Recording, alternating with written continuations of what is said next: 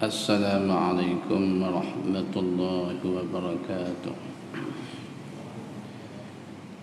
الحمد لله الواحد الأحد الفرد الصمد الذي لم يلد ولم يولد ولم يكن له كفوا أحد.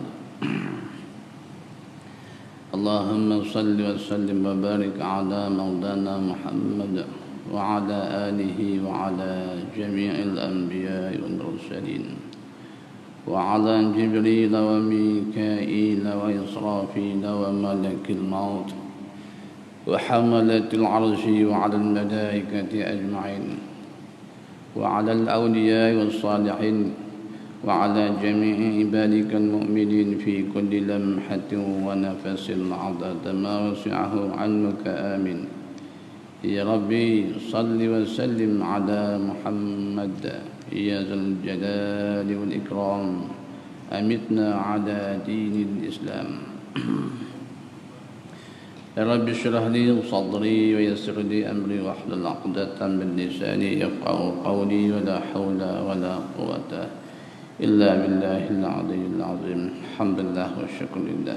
Kesempatan masa yang barakah antara maghrib dan isya ini insyaAllah menyambung lagi dengan pengajian kitab Matlab Badrain wa Majma'ul Bahrain dalam tajuk Salatu Aidain, sembahyang dua hari raya Aidil Fitri, Aidil Adha. Sambung bagi yang keempat daripada bawah. Qala al-musannif rahimahullahu ta'ala wa nafa'ana bi'ulumihi wa amaddana bi'asrarihi fid darain.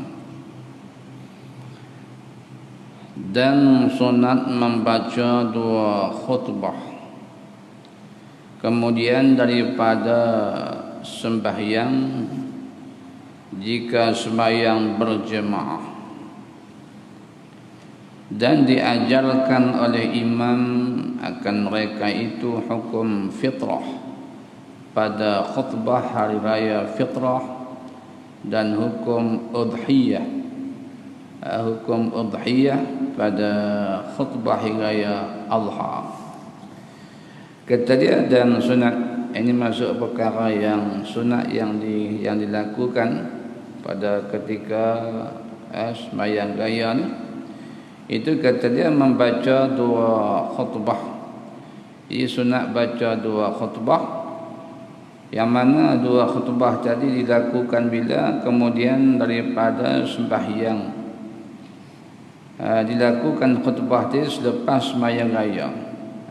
Berbeza dengan khutbah Jumaat, jadi dilakukan sebelum, kerana untuk mendirikan sahnya Jumaat kena ada dua khutbah.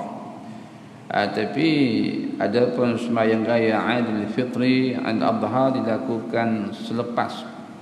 Jadi sebaliknya kalau dilakukan dua khutbah raya ni, Aidil Fitri, Aidil Adha dilakukan awal lah, itu tak hasil, tak memadai kata sunat baca khutbah tadi. Dia buat awal khutbahnya, lepas tu baru sembahyang raya. Itu tak jadi. Jadi khutbahnya mesti lepas pada sembahyang raya. Ini semua dia kata jika sembahyang berjemaah. Jadi kita sembahyang jemaah, sama ada sembahyang jemaah di masjid atau suraunya atau madrasah atau rumahnya, tak kira. Janji sembahyang jemaah, sekurang-kurang jemaah dua orang, itu dalam fiqh kita. Bukan bicara lughah nahunya, jadi tasniyah dua orang, musanna. Jadi kalau berjemaah ni ma fauqal wahid, itu makna berjemaah dalam fiqh kita, dalam usul fiqhnya. Lebih daripada seorang, makna dua orang tu ke atas sudah dikatakan berjemaah. Ma fauqal wahid, lebih pada seorang, itulah jamaahnya. Jadi sembahyang jemaah dua orang, ini tak ada kawan. Mungkin ketika sembahyang jemaahnya di rumah ketika PKP baru ni Bayang Raya Aidil Fitri Al-Adha dilakukan oleh 2 orang. Jadi dia jadi imam seorang. Jadi ada imam, ada makmum seorang. Jadi ahli rumah tu mungkin 2 orang saja kita katakan. Maka sunat khutbah selepas dia. Khutbah. Kata dia dan diajar oleh imam akan mereka itu hukum fitrah pada khutbah hari raya fitrah dan hukum udhiyah. Hukum udhiyah iaitu hukum korban pada khutbah hari raya adha, raya korban. Jadi isi kandungan khutbah, jadi isi kandungan khutbah sembahyang raya, hak sunatnya diajarkan tentang hukum fitrah. Apa waktu mana apa yang fitrahnya, bila masa hak harusnya, bila masa hak sunatnya, bila masa hak wajibnya, bagaimana kedudukan hukum hakam seperti mana dalam bab zakat fitrah. Begitu juga dengan masalah kita semayang raya adha, raya korban, diajarkan tentang hukum udhiyah. Ini berkenaan hukum hakam bab udhiyah. Bagaimana kitab fiqh babul udhiyah, kitabul udhiyah, bab korban. Jadi bila antaranya kan dalil kita baca dengan Quran, selalu kita baca ayatnya fasalli li rabbika wanhar. Fasalli, maka tafsirnya fasalli maka sembahyanglah, salli fi amma maka sunat sembahyang. Jadi itu sembahyang hari raya Aidil Adha. Maka sembahyang olehmu sebagai sembahyang raya Aidil Adha, raya kurban, wanhar dan berkorbanlah. Jadi setelah mana habis sembahyang raya korban, habis sembahyang raya adha tadi, lepas tu bolehlah start buat korban. Sebab itulah sunat bagi orang yang merayakan hari korban ni, dia sebelum sembahyang raya tu sunat kosongkan perut dia. Sunat kosongkan perut dia. Makna lepas pada sembahyang raya, lepas sembahyang raya kurban baru balik makan. Kalau ada daging kurban lah yang dibuat kurban lepas pada tu kan. Jadi kalau tak ada, makanlah kuih-kuih raya kita ni di Malaysia kita ni kan.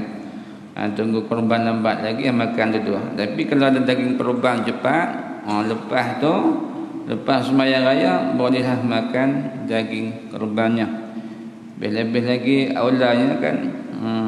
Jadi amalan kebajikan kita, masyarakat kita, mungkin antara setengah-setengah masjid kan dapat lakukan buat kenduri kan lepas pada sembahyang raya ni, sama ada Aidil Fitri, Aidil Adha, boleh buat kutipan siapa nak bersedekah untuk buat kenduri lepas pada sembahyang raya. Ada kadang-kadang masjid yang buat macam tu, itu eloklah. Jadi orang yang hak tak ada makanan nak makannya, hari raya tu boleh makan nasi. Buat nasi dah kita orang Melayu ni kan. Jadi mana hak tu lepas pada sembahyang tu boleh makan, buat tahlil dululah kan. Buat tahlil kita makan. Hak tu bukan daging korban lah tu, tak korban lagi. Hak tu hak kutipan siapa-siapa nak bersedekah untuk buat jamuan makan lepas raya. Itu elok. Itu antara kebajikan. Pakat-pakat buat kebajikan. Wa fa'alul khaira la'allakum tuflihun. Dan hendaklah kamu lakukan kebajikan, sungguh kamu dapat kejayaan. Jadi kejayaan kita dunia akhirat dengan banyak melakukan kebajikan. Antara kebajikan yang dilakukan adalah memberi makan kepada orang buat kenduri. Karena kalau kita bicarakan tentang hari raya adha, lepas pada sembahyang raya Adha sunat makan. Sebelum tu jangan makan. Sunat dah nak makan sebelum selepas, tak kira lah tu perut masing-masing kan. Ini cerita hukum, jangan kita cerita perut kita. Jadi kalau raya fitrah, raya puasa kita panggil, sebelum kita pergi sembahyang raya tu sunat makan. Jadi kita puasa sebulan ni kan, 29 hari kita puasa. Itu bagi yang nampak anak bulan awal. Tak nampak anak bulan, puasa 30 hari, sebulan kita puasa. Jadi sebulan kita puasa. Maka pada pagi raya Idul Fitri, raya fitrah, sebelum kita pergi sembahyang raya, sunat kita menjamah makan. Makanlah kuih-kuih raya kita atau ketupat apa kita orang Melayu ni. Jadi itu perkaranya yang antara sunat lah. Jadi makna ada hikmah lah kan. Sebagai ulama menyebut dalam kitabnya, mengapakah syariatnya puasa sebulan ni 30 hari ni. Jadi adalah hikmahnya kerana rahsianya, kerana Tok Adam, Tok Hawa ni kan, Tok Adam makan buah kayu, wala taqraba hadhihi syajarah, yang dimaksudkan hadhihi syajarah, jangan kamu kedua mendekati, menghampiri pokok kayu ni. Maka ditafsirkan oleh Al-Imam As-Suyuti rahimahullah ta'ala dengan buah kurma ataupun buah inab, buah anggur. Maka ada khilaf lah di situ kan, khilaf banyak lah. Kita ambil yang masyhur muktamadnya buah gandum, jadi gandum ataupun kurma. Jadi kalau kita kata buah kurma, buah gandum ataupun buah anggur lah, salah. Gandum ataupun anggur yang Tok Adam makan dong. Panjanglah ceritanya dalam tafsir, diringkaskan. Jadi maknanya disebut dalam tafsirnya, maknanya Tok Hawa baca Hawa. Jadi orang kita ni suka baca Hawa, Tok Hawa. Hawa ni kita bicara bab tasawuf, hawa nafsu. Hawa ni pengipah bagi nafsu. Nafsu tu jadi bara, umpama macam bara. Hawa ni dengan kita baca ihdina, ada besar tu. Jadi hawa dengan alhamdu Hawa wa ummina Hawa, ada sabdu, ada syiddah pada waw. Bacaan mau betul kan? Jadi kalau bacaan tak betul lari. Jadi kesalahan segi lurah, segi baris berubah, baris berubah makna, tak ada syiddah berubah makna. Ini bahaya, bahaya yang kita tak sedari. Itu sebagai peringatan lah kan. Jadi berbalik pada sedikit cerita tadi. Jadi bila Tok Hawa makan 2 biji, jadi Tok Hawa tu ambil daripada gandum, pokok gandum ataupun pokok anggur tadi, ambil 3 biji. Tok Hawa makan 2 biji, dikatakan makan tinggal sebiji bagi Tok Adam makan. Panjang diringkaskan cerita, Tok Adam, Tok Hawa makan. Maka Tok Adam, Tok Hawa makan buah kayu jadi dalam syurga tu, dia tak hadam. Jadi tak hadam kedudukannya sampai 30 hari. Lepas 30 hari sebulan tu barulah diqada hajatnya. Itulah nikah setengah riwayat ulama-nya. Maka itulah syariat puasa ni pada zaman Tok Adam, Nabi Adam AS, hinggalah kita al-ummatul Muhammadiyah, umat akhir zaman, disuruh kita puasa. Habis kita puasa ni cerita gaya. Gaya Idul Fitri. Kena bayar fitrah. Jadi hukum hakamnya kan, kalau orang, jadi kalau bayi tadi lahir, anak kita ataupun cucu kita, anak lah kita kata, anak yang dilahir, bayi yang dilahir tu malam raya kena keluar zakat fitrah kata kan. Kena keluar zakat fitrah kata. Kalau matinya malam raya kena zakat fitrah kata. Itu hukum hakam yang dibincangkan dalam bab dalam bab fitrah ni kan. Jadi itu perkara yang perlu diberitahulah dalam khutbah raya Aidil Fitri. Maka pada Adha pula, raya Adha beritahu tentang hukum hakam berkenaan dengan raya korban, segi sunatnya, segi korbannya ke mana. Itu perkara yang dibincangkan. Kata dia, dan mulai tambah di sikit kan, dan dimulai pada mula khutbah yang pertama 9 takbir berturut-turut, iaitu Allahu Akbar takbirnya, dan takbir pula pada awal khutbah yang kedua 7 takbir berturut-turut Allahu Akbar, Allahu Akbar, Allahu Akbar, Allahu Akbar. Jadi pengarang ni kata dan dimulai. Maknanya kalau bahasa Arabnya kalau ambil maknanya panggil muqaddimah lah, dia panggil muqaddimah. Jadi nas daripada al-Imam Asy-Syafi'i radhiyallahu anhu, apa yang disebutkan di Imam kita Syafi'i berkenaan 9 takbir ucap Allahu Akbar pada khutbah pertama, 7 takbir pada khutbah yang kedua. Ini merupakan muqaddimah, mana pendahuluan bagi khutbah, bukan khutbah. Ucap tadi 9 takbir Allahu Akbar, Allahu Akbar, Allahu Akbar, cukuplah sampai 9. Mai khutbah kedua Allahu Akbar, Allahu Akbar 7 kali. Yang tu dia panggil muqaddimah, pendahuluan. Bukan khutbah lagi. Khutbah mana lepas tu? Lepas pada habis takbir hak 9, takbir hak 7 tu, habis tu dia panggil khutbah. Itu kita kena faham. Berbeza dengan sembahyang Jumaat. Jadi hak mula dengan alhamdulillah, itu rukun khutbah dah. Start alhamdulillah tu dah rukun khutbah. Baca selawat rukun khutbah sampailah seterusnya kan. Tapi kalau berkenaan dengan sembahyang, jadi dengan sembahyang Aidil Fitri dan Adha ni ada muqaddimah dia dengan takbir Allahu Akbar. Disuruh banyak takbir hari itu kan.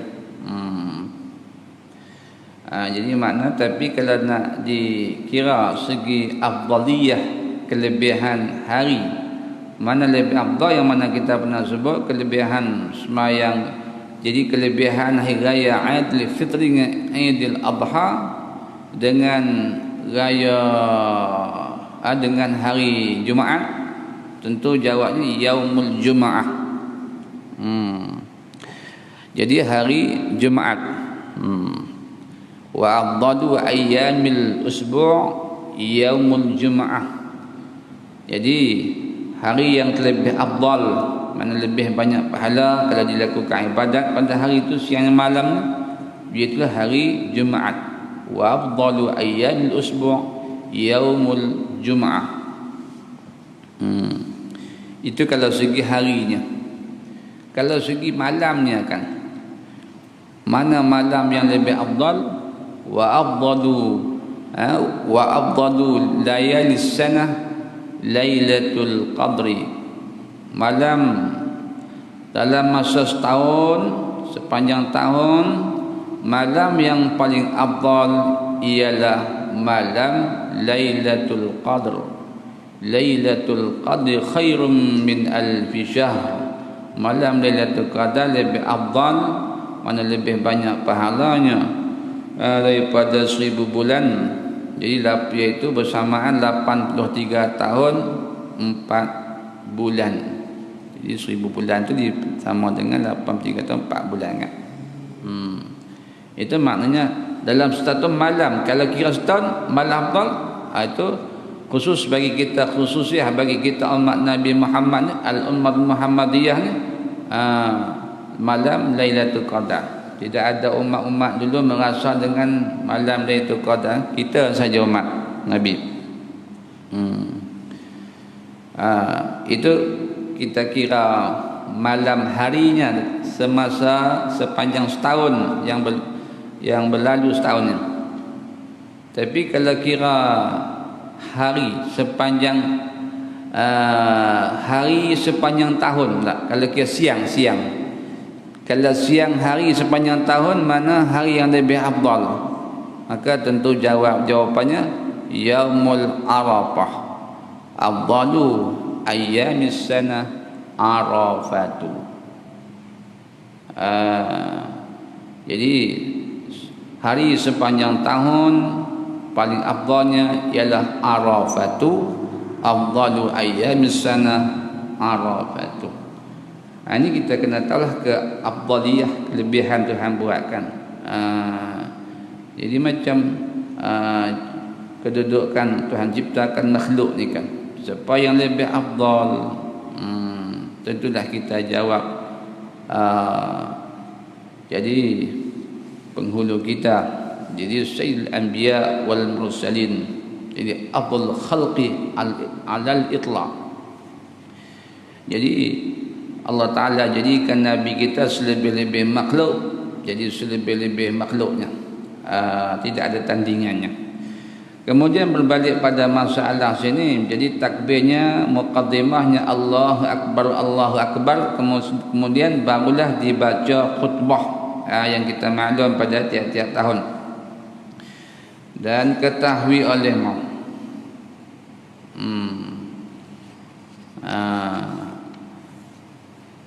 jadi tadi kita kata tentang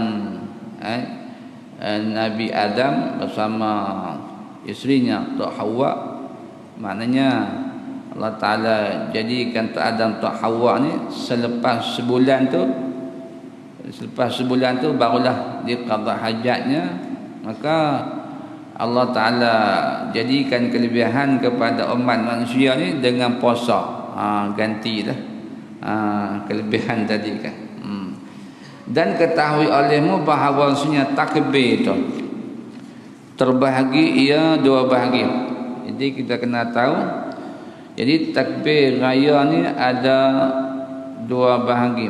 Tadi takbir ketika tok khatib nak mula baca khutbah 9 dengan 7. Adapun hak takbir kemudian nak sebut ni tentang takbir hak lain ni, takbir hak tak kait dengan khutbah ni. Hak duk baca lepas semayang ke, tak waktu semayang ke, apa dia ceritanya.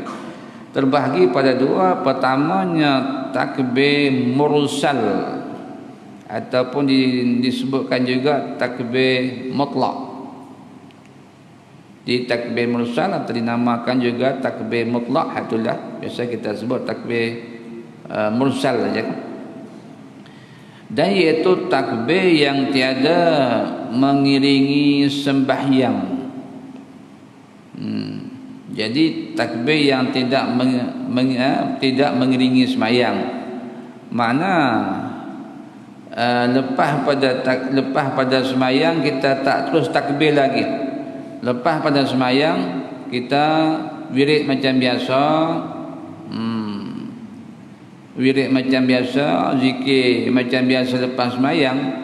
Tetapi kita habis zikir sembahyang, habis zikir wirid sembahyang tu, baru kita takbir. Ini dia panggil takbir mursal, takbir yang tak mengiringi sembahyang. Lepas pada bagi salam, Assalamualaikum warahmatullahi, kiri kanannya baca wirid macam biasa. Jadi habis saja berzikir lepas sembahyang, barulah kita takbir gayanya. Ini dia panggil takbir mursal, yang mana maklum pada hari gaya Idul Fitri. Idul Fitri Jadi kita takbir.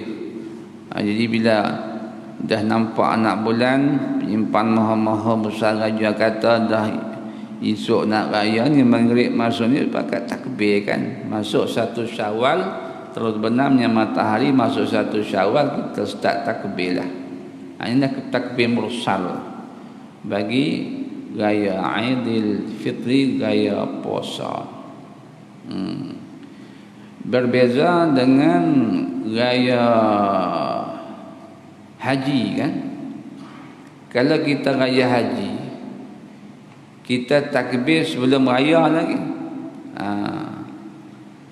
Kalau raya puasa ni masuk dia kata masuk menampak anak bulan malam ni, mana terbenam maghrib ni, masuk 1 Syawal kita takbir lah. Ni dia panggil takbir mursal. Takbir hak tidak mengiringi sembahyang. Tapi kalau gaya Aidil Adha, gaya Aidil Adha kita takbirlah malam, kita sebut dengan takbir muqayyad.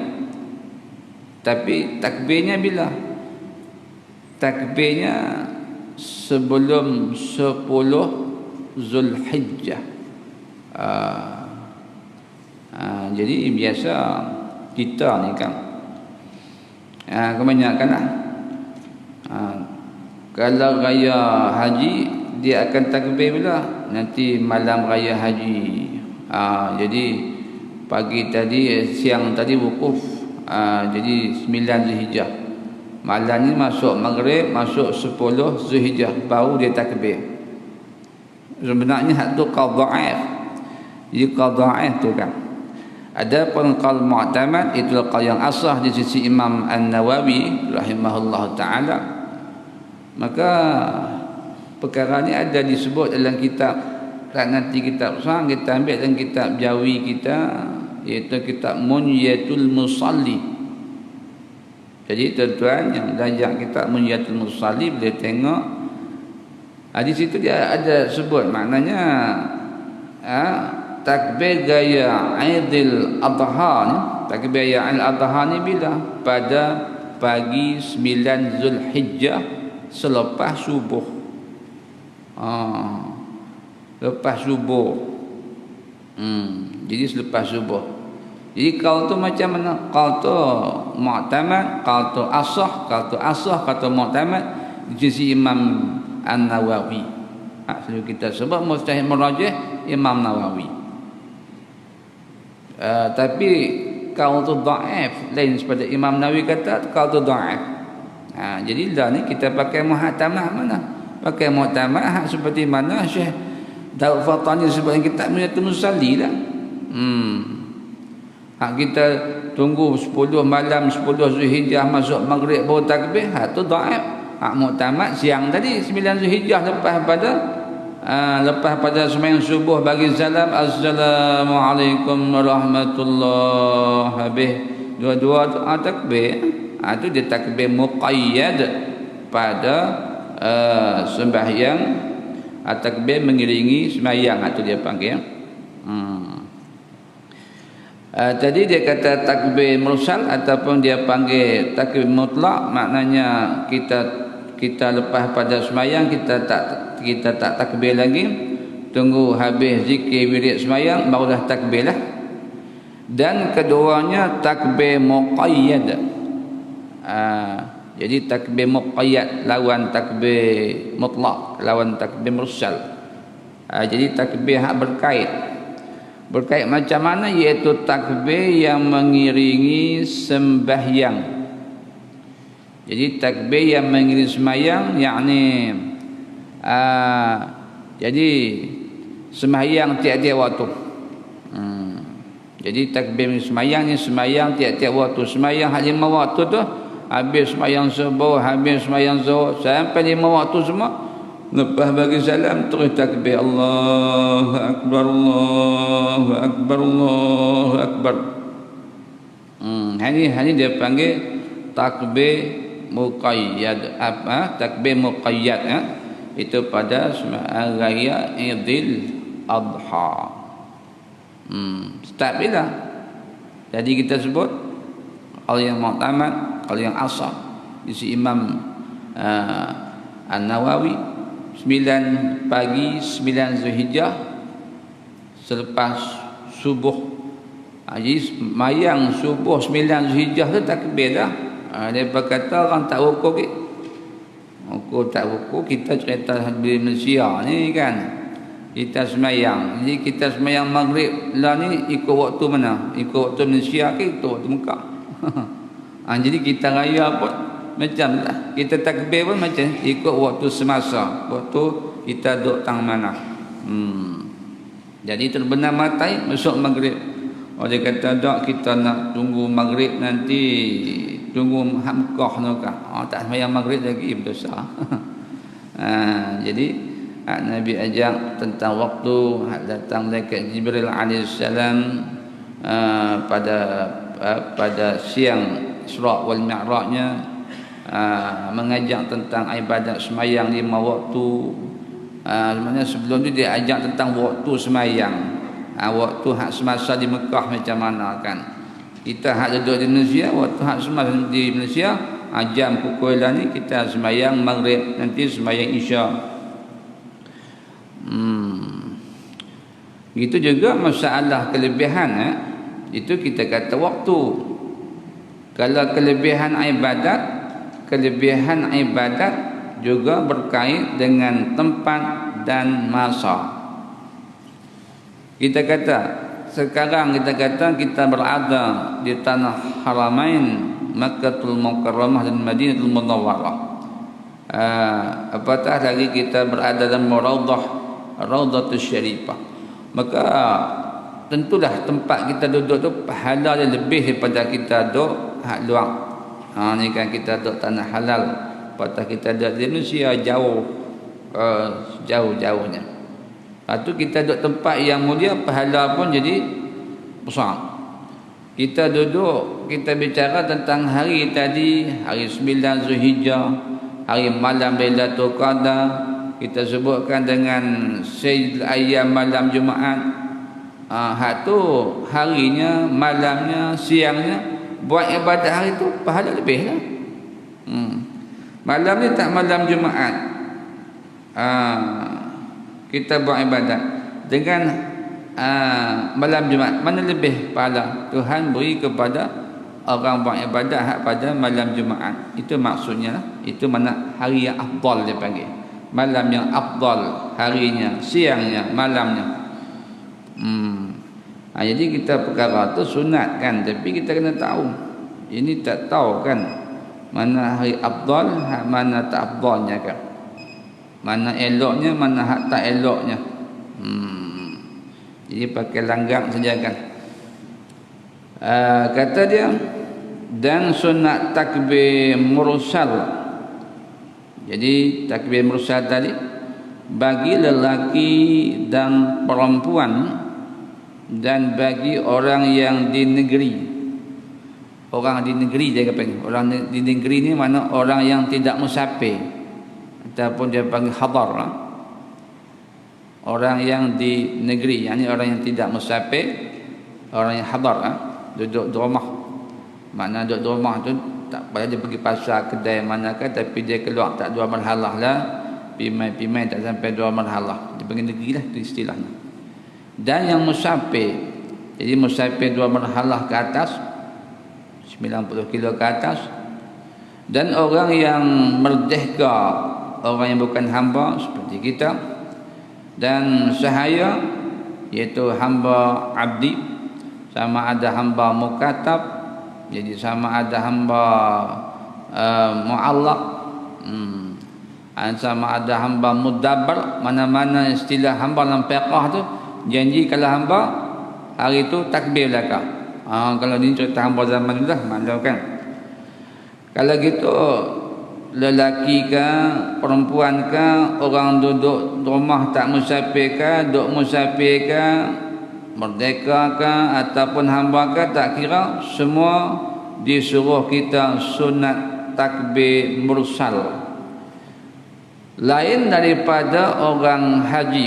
Jadi tidak termasuk orang yang mengerjakan haji. Jadi kalau orang yang duduk ihram haji tu tak sunat takbir mursal, tak sunat takbir raya. Sebab apa? Kerana disunatkan baginya, bagi orang yang duduk ihram haji ni, orang yang duduk ihram haji talbiyah selama ia di dalam ihram. Jadi saudara-saudara kita yang berada pada 9 Zulhijjah, pada malam 10 Zulhijjah sampai siangnya kita kata, yang duduk dalam ihram duduk dalam ihram haji, maka mereka ni tak sunat baca takbir raya, tak suruh baca takbir raya. Surah apa? Surah talbiyah. Labbaik Allahumma labbaik, labbaik la syarika lak, labbaik innal hamda wan ni'mata laka wal mulk. Suruh baca tu banyak-banyak kan. Supaya kita kata lepas pada jadi kita niat ihram di kita sampai ke miqatnya,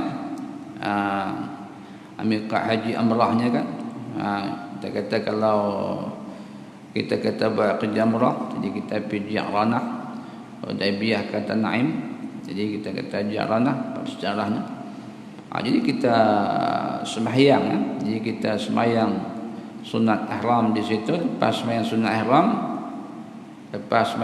ihram, kita niatkan. Kalau bab umrah lah, hajilah niatnya kan. Nawaitul umrata wa ahramtu biha lillahi ta'ala.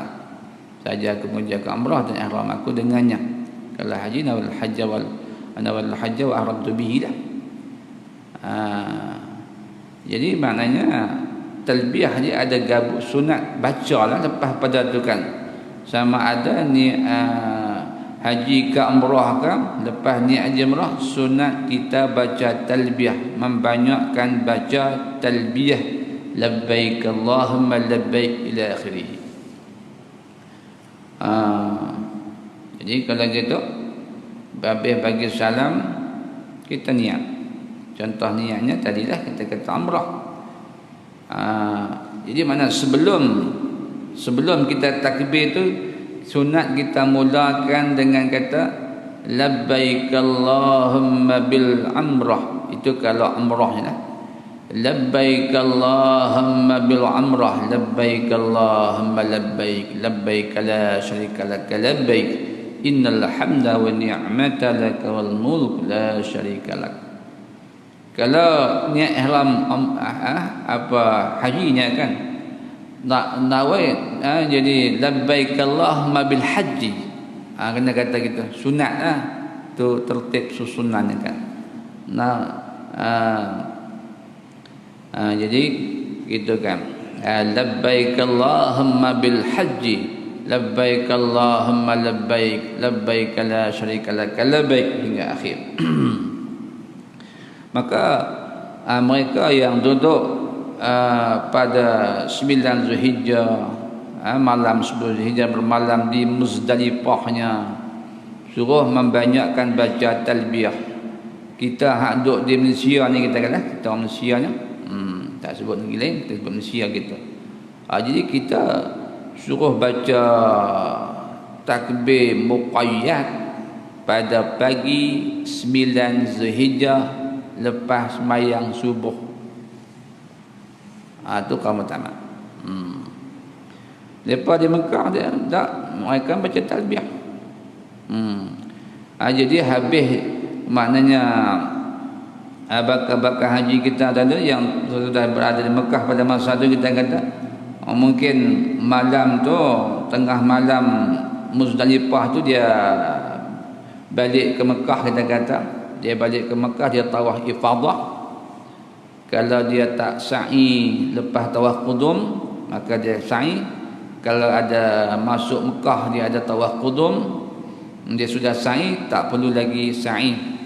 Maknanya lepas dah tawaf ifadah, dia cukup gunting kan, lepas tu buka pakai ihram, boleh pakailah baju Melajunya, jubahnya, serbannya. Jadi lepas pada tu tak apalah takbir raya. Dia takbir raya lepas tu. Lepas habis selesai bercukur bergunting, kalau dia duduk di Mekah lah kan. Lepas tawaf ifadah, maknanya malam duduk di Muzdalifah, bermalam di Muzdalifah tu jangan keluar awal. Kalau keluar sebelum pukul 12 balik ke Mekah, ni jadi kena bayar dam. Mana bermalam di bumi Muzdalifah ni mesti mu'zamul layali, makna lebih pada setengah malam. Mana 12.30 ke pukul 1 ke, lebih pada setengah. Malam siang tadi pukul masuk maghrib, bermalam Muzdalifah sampai tengah malam pukul 12.30 pukul 1. Kalau nak keluar balik ke Mekah, tawaf ifadah, sa'i, lepas tu cukup gunting, buka pengeram, lepas tu takbir raya lah kan. Kalau nak takbir raya, sebelum tu tidak, sebelum tu baca takbir. Sebelum ihram tu baca talbiyah, labbaik Allahumma labbaik. Yang hak tak balik ke Mekah, dia bermalam di Muzdalifah sampai subuh, semayang, lepas semayang dia pergi melontar Jumrah Aqabah.